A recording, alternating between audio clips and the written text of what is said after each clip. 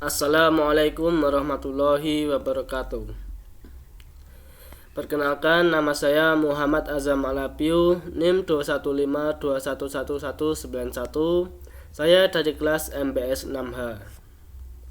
Pada kesempatan kali ini saya akan mempresentasikan hasil bisnis plan dari kelompok saya, yaitu Gerai Jajanan Nusantara.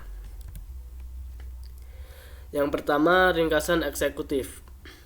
Gerai Jajanan Nusantara P7 Squad mengusung konsep tenongan, menggabungkan kekayaan budaya dan seni dalam sajiannya, menawarkan jajanan tradisional seperti klepon dan kue putu.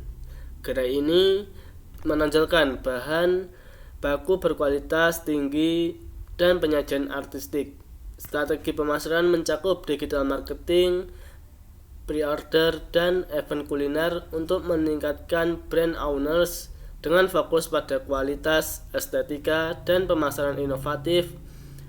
Gerai ini berharap mencapai titik impas dalam 1 tahun untuk menguntungkan pada tahun kedua sambil merencanakan ekspansi lokasi strategis lainnya. Selanjutnya, analisa strategi. Analisa internal dari kekuatan, keberagaman produk, yaitu jajanan tradisional dari seluruh Indonesia. Yang kedua, menarik konsumen dari berbagai segmen pasar. Selanjutnya, keahlian dalam pengolahan. Yang pertama, teknik pengolahan dan penyajian yang autentik. Yang kedua, meningkatkan daya tarik dan kepercayaan konsumen. Yang ketiga, reputasi dan citra merek. Yang pertama yaitu reputasi baik dan kualitas tinggi. Yang kedua, membangun loyalitas pelanggan. Selanjutnya, dari segi kelemahan. Yang pertama, manajemen persediaan, yaitu dari kesulitan mengelola bahan baku, bervariasi, dan musiman. Yang kedua, kapasitas produk, yaitu kendala memenuhi permintaan tinggi pada momen tertentu.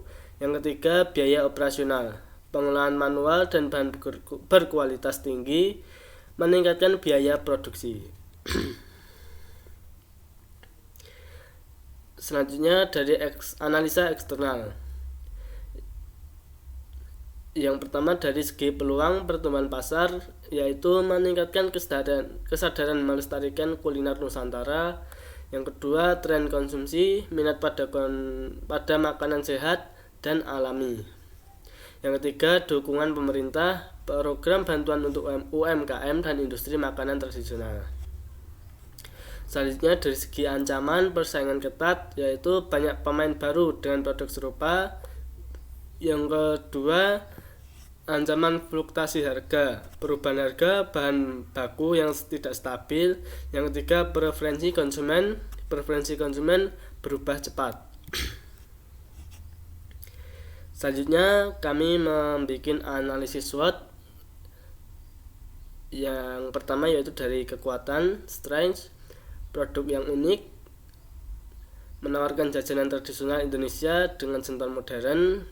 Yang kedua, representasi budaya, menggambarkan warisan budaya dan seni Indonesia. Yang ketiga, pengembalian investasi cepat, periode pengambilan modal sekitar 3 hari.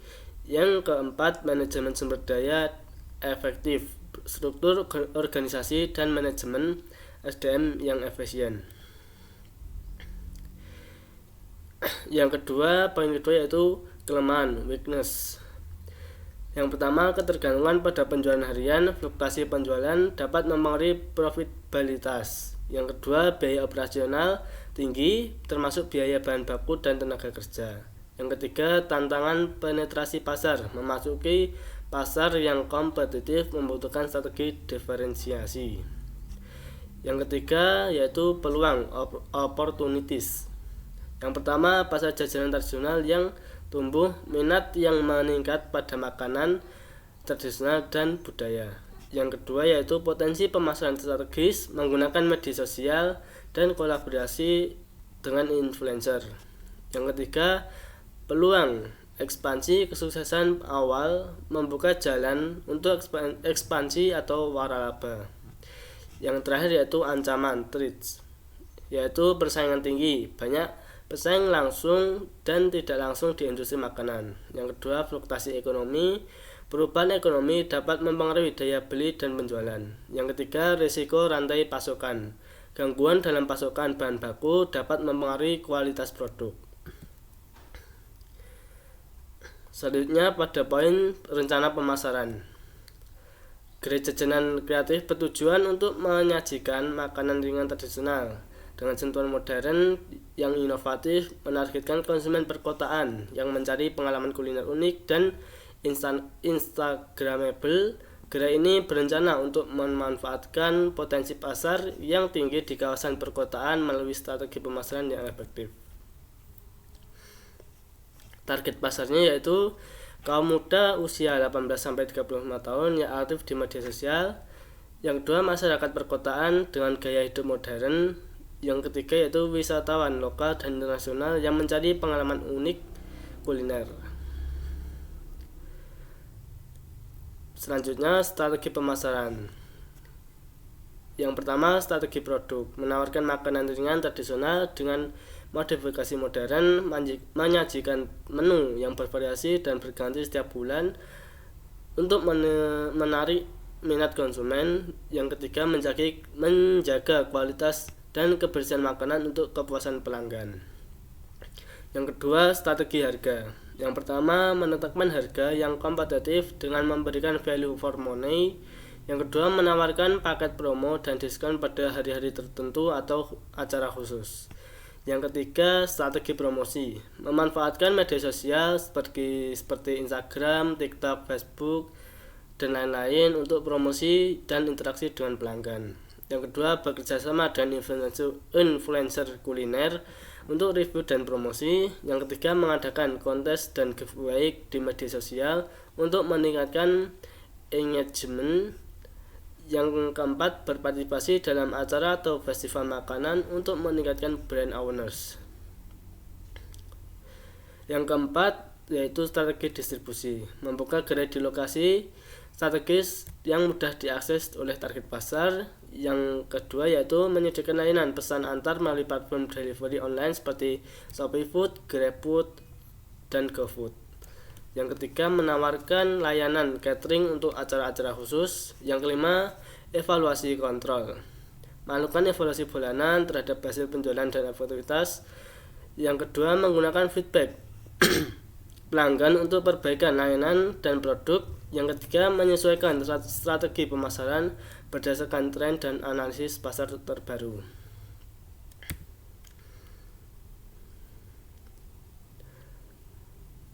Selanjutnya, rencana organisasi dan manajemen. Gerai Jajanan Nusantara by 7 Square menerapkan sistem penggajian berkala dengan minimal upah Rp1.200.000 per bulan, mencakup gaji pokok, tunjangan, serta insentif dan bonus berdasarkan kinerja. Evaluasi gaji dilakukan setiap 6 bulan atau setahun sekali untuk penyesuaian berdasarkan kinerja, tanggung jawab, dan masa kerja guna memastikan keadilan, motivasi, dan kesejahteraan karyawan. Bisa dilihat dari tabel ini. Ini adalah struktur organisasi dari Gerai Jajanan Nusantara.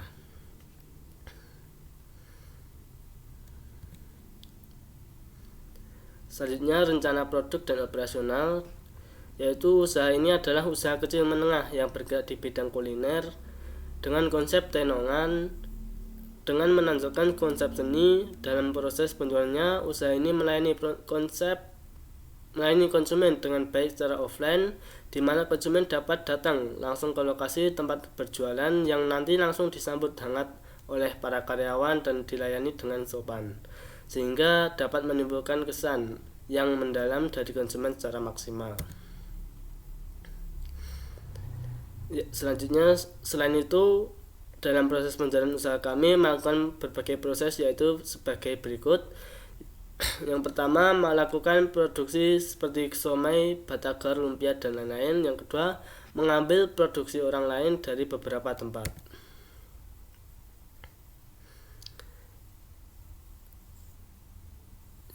Selanjutnya yaitu proyeksi laba, yaitu pendapatan bulanan 49.500.000, biaya produksi bulanan 29.100.000,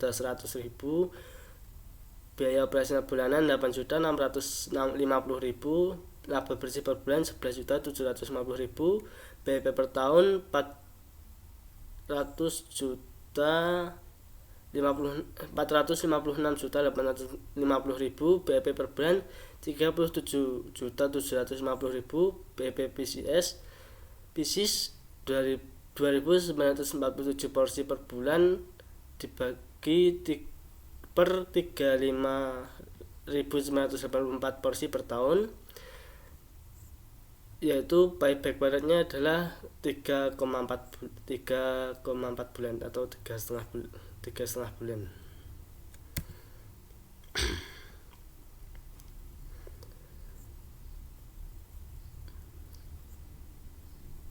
Bisnis model kanvas Gerai Jajanan Nusantara yaitu bisa dilihat pada tabel ini adalah bisnis model kanvas pada Gerai Jajanan Nusantara. Sekian, terima kasih pada kesempatan kali ini. Bila ada salah kata dan kurangnya mohon maaf. Billahi taufiq wal hidayah. Wassalamualaikum warahmatullahi wabarakatuh.